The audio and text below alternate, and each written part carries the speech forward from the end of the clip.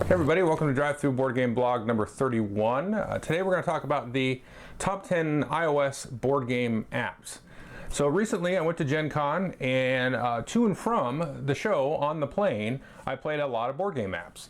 So I've been, a lot of these have kind of come to the forefront. I've been working on this top 10 list for about a month or so, trying to reinstall old games and play games that I got rid of just to conserve space on here, to add movies and things like that. So I came up with a top 10 list, and I've also been thinking about it in the context of what is an iOS board game app, because I had a demo for XCOM, for Golem Arcana. There's another game where you use these phones to drive around, and they're like little pirate ships. I totally missed out on that one. I don't know how I missed that one, but that looks really cool too. And so I think a lot of games are going to sort of use, iOS apps and things like that in the near future and probably the medium term future. So not only is the definition of what a board game is going to change, the definition of what an app is going to change, because you're going to have this app that exists, in this three-dimensional physical space. So I figured, let me do a top 10 right now, because that is going to change for sure. And I think the parameters of what a board game iOS app is really going to change, and this may be the space, I'm kind of going out on a limb here, that the app world changes the most. I think a lot of people are worried, well, how is this going to influence board games? I'd say almost the reverse. I think it may have a bigger effect board games on the app itself. That's kind of just like a hypothesis to throw out there. I really don't have any good data or anything, but I think it's going to be interesting. I think they are going to influence each other, maybe equally at least. So the other thing to keep in mind is there are a couple of apps coming up that I'm very excited about. One is the Battlelore Command app. Battlelore is one of my favorite games, and I really expect that one to jump right into my top 10 list if I had to do it, and that comes out probably in a month or two.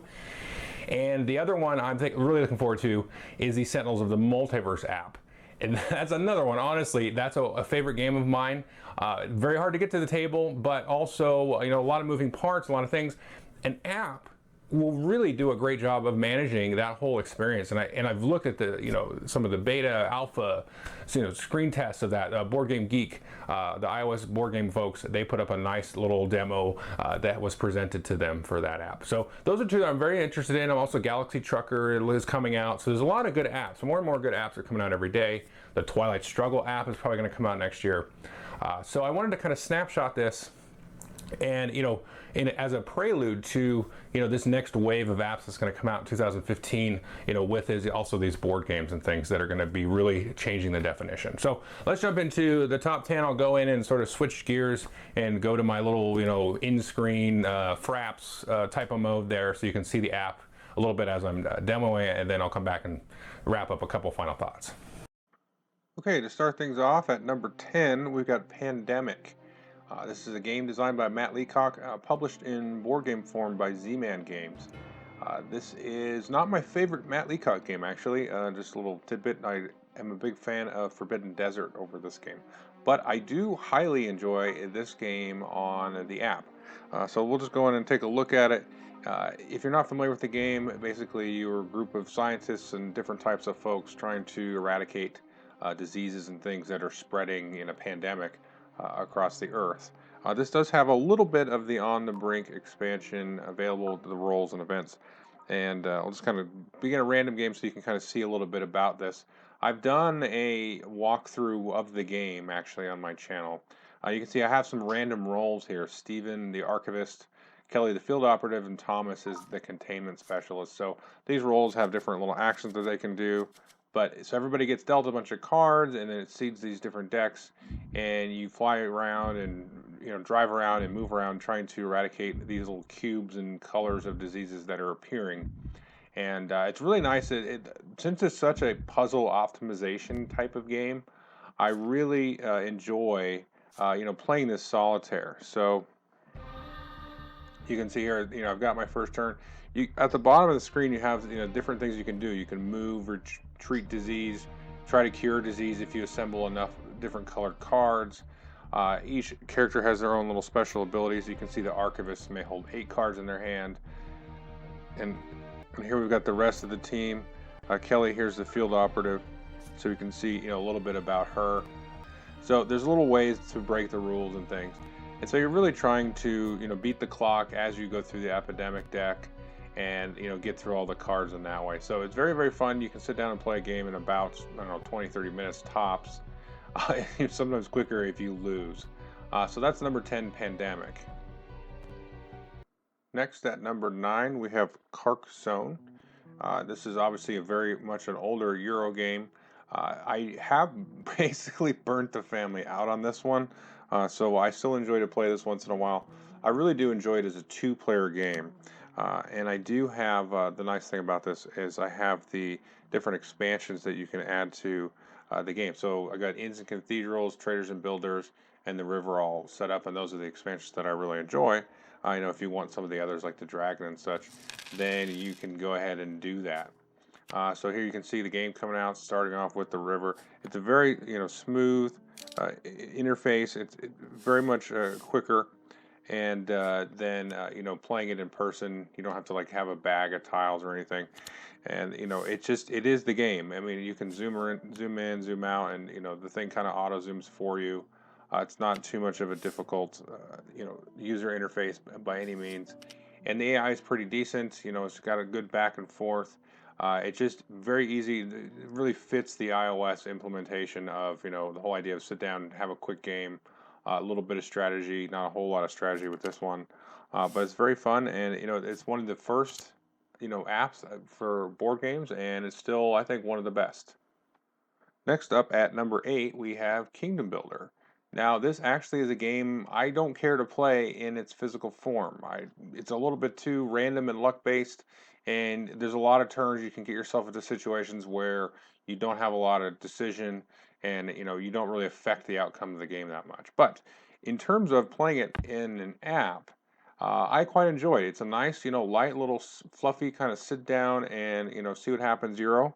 If you have a bad game that's just kind of a little bit random, you can just quit the game in the middle of the game, or you can kind of try to work your way out of it, or you can just finish the game very quickly and get back into it. There's enough sort of variety with the different, let's see, we can take a look at these cards here. We have the Miner, the Hermit, and the Discoverer. So these are your 3 goals. And if you're not familiar with the game, you're basically what you're doing is you're taking a look at the current terrain type that you have. So you can see up in the upper left, I've got to place something on a forest tile. It's gone ahead and highlighted those for me. So I'm just going to kind of randomly put stuff down here without thinking. But that's all you do. You just place based on whichever terrain you draw, and then you always have to place adjacent to yourself if possible. So we'll see now my next turn I've got this canyon card, and there's no canyons adjacent to any of my blue houses, so I can place pretty much wherever I want. And the placement and the way that you score points is going to be based on however that you get dealt these different gold cards. And there's some other different special ability tiles you can see. Like for example, here is the tower there was shown. The variability in the terms of the combos and things that you're going to try to set up is going to be interesting to play. The AI is decent on this. But as I said, it's not something I want to sit down and take an hour and play with 4 people or 3 other people. But it's something I can quickly play, with the AI, and it works great as an iOS implementation. Next up at number 7, we have Ascension. And this one could frankly be a little bit higher, but it's been a little bit sort of mismanaged after its Kickstarter. It was supposed to be Ascension Online, and then this Playdeck version was going to go away. And now it's back in Playdeck's hands.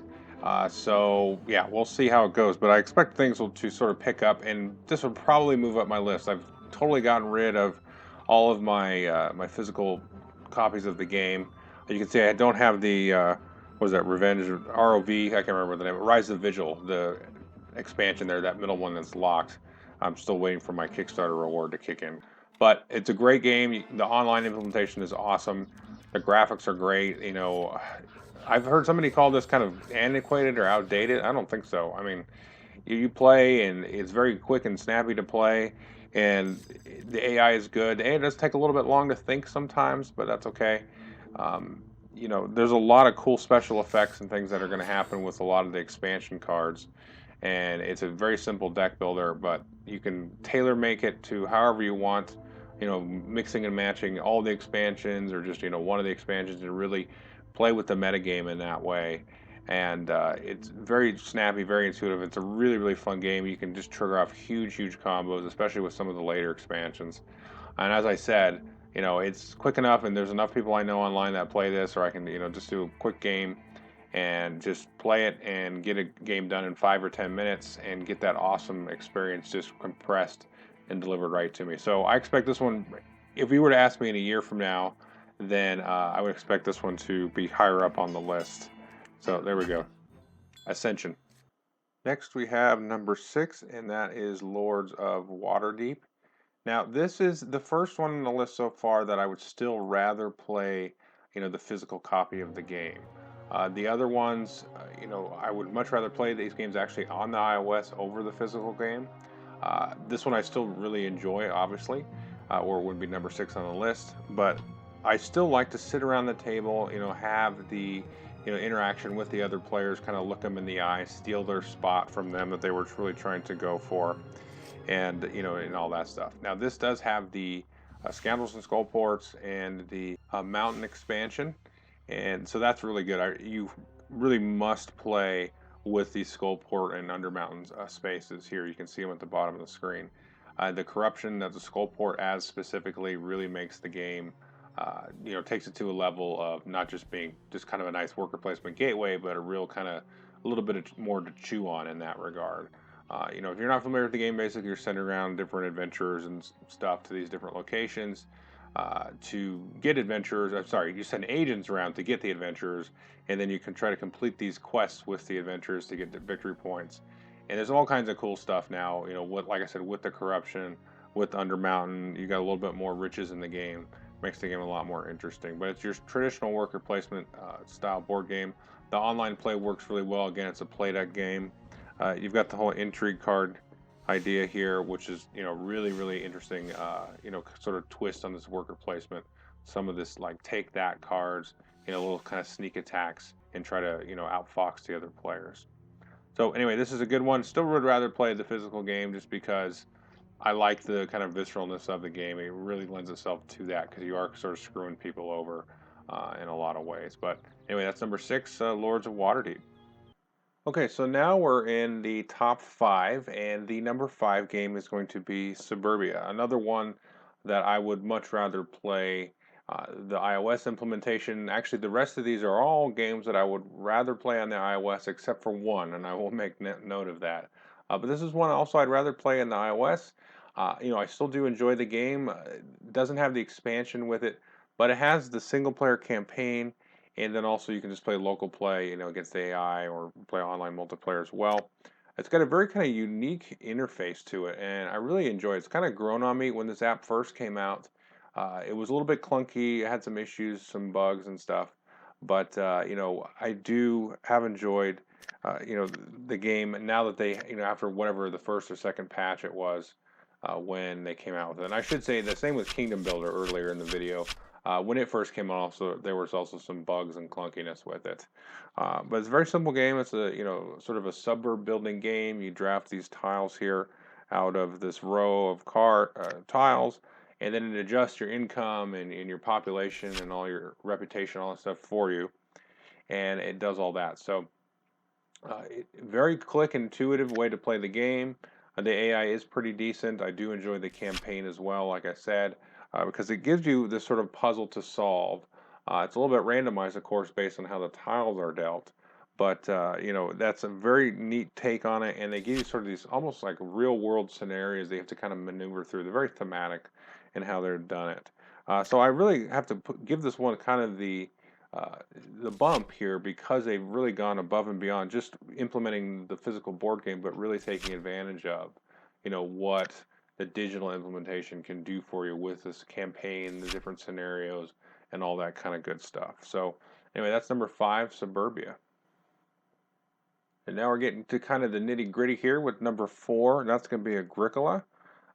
This is another game that I would rather play the iOS version of. I have basically replaced Agricola with Caverna and All Creatures Big and Small in the physical form. And now, we have this awesome app, a really amazing app. So I really don't need Agricola in my collection anymore, and I don't have it. It's really good. The tutorial is very good. The interface is awesome, and again, this is another example of kind of going above and beyond the board game. But it's not really so much that they've done a whole lot, gameplay wise. It's more of what they've done with the interface. And when you first look at it, you have all these different kind of worker spaces here, and you can actually flip them over to show the cards. So if you take a look here, you can do that. So this would look like, sort of generic board game spaces, but as you get to know the different places, you can go just based on the graphics. So it's a very slick, well done app, another Playdeck app. I think this is the third one. Let me see here. Let's see, we have Ascension and Waterdeep and now Agricola on here. So this is the third Playdeck app that's actually on this list. And they do fantastic implementations. You can get the I deck and the K deck here for this and add all kinds of cool stuff. So anyway, this has really destroyed the physical copy of Agricola for me, along with, also enjoying Caverna quite a bit. So anyway, that is number 4, Agricola. Now number 3 here might be the controversial choice on the list, and that's going to be Star Realms. This is a really recent release. It actually came out on iOS at Gen Con, so just a few weeks ago from the recording of this video. Now, this isn't getting credit so much for the app implementation, which I actually do think is just fine. I mean, you can see here we've got the AI. You can fight against them, and that's fine. It does have a campaign, Chapter 1 and Chapter 2, which frankly, I don't think I've unlocked anything on the iPad. Most of my play of this has been done on the phone. Let's see if it's my turn. It's not my turn. So you can see I've got a few games going on here, that I've recently completed and played. So I've been playing this quite a bit, and it's very addictive. I do enjoy the campaign. I do enjoy single player, but the online implementation is really cool. They give you all these different avatars and things that you can unlock for getting different levels, different achievements and stuff like that. That's been really well implemented. There is some sort of, I would say, minor issues with the interface, but I'm pretty much okay with everything, because once you get to kind of know, it's a little slightly counterintuitive and sort of against some of the, I don't know, the tropes that you expect out of a UI, like the way you zoom in on a card, you kind of click and hold or push and hold, and then they give you the scroll, arrows like so. But the graphics are great. It plays really nice on the iPad, of course. Now, I played the physical game quite a bit, so I just played on my phone. I don't even need to see and read the card, up close. I'm like, okay, yeah, I know what that does, because I played it so much. Now, this is one that I think that I would rather play on the iOS over physical, but the physical one does have some things. Well, some of the stuff the campaign kind of takes care of, but there are some different, cards and promos and things you can get in different modes that you can play with the physical game that you can't yet play on the iOS game, like the raid mode and some of the special abilities that you can get. There's a handful of decks. I'm totally spacing on the name of them. You can get some of those from Board Game Geek and some other places to give yourself sort of special abilities, like one-shot uses. But anyway, I would highly recommend this game and play it if you haven't played it already. This is definitely my number 3. I could see this moving up to be my number 1, with a patch and with an expansion. To really just, bring it into full focus. All right, and this brings us to our number 2, and quite frankly, these top 4, you can really interchange them. I can see Agricola or Star Realms, like I said, being number 1. I could see this one being number 1. So our number 2 here is Nourish Hex, and this is a game that I have played in the physical form, but I actually first played it on the iPad here, and quickly sort of got my butt kicked by it left and right, but kept coming back for more and more and more and more. It's a very unique game. There's really no other game quite like this one out there. Designed by Michael Oras, and if that pronounced that right, I probably didn't. So I'll go ahead and put my base out here. But basically, it's a weird, odd little sort of dudes on a map, I don't know, hex battle game. And it's just very, very interesting. There's a lot of factions. You can get a lot of expansion factions, to add to the game. I'm not really going to pay attention here, but it is something that you want to really give it several plays, beyond more than, your typical board game, I would say, because there's a lot of thinking outside the box that you have to do with this particular game. And it's something in general, I think, with this company and also with this designer in particular.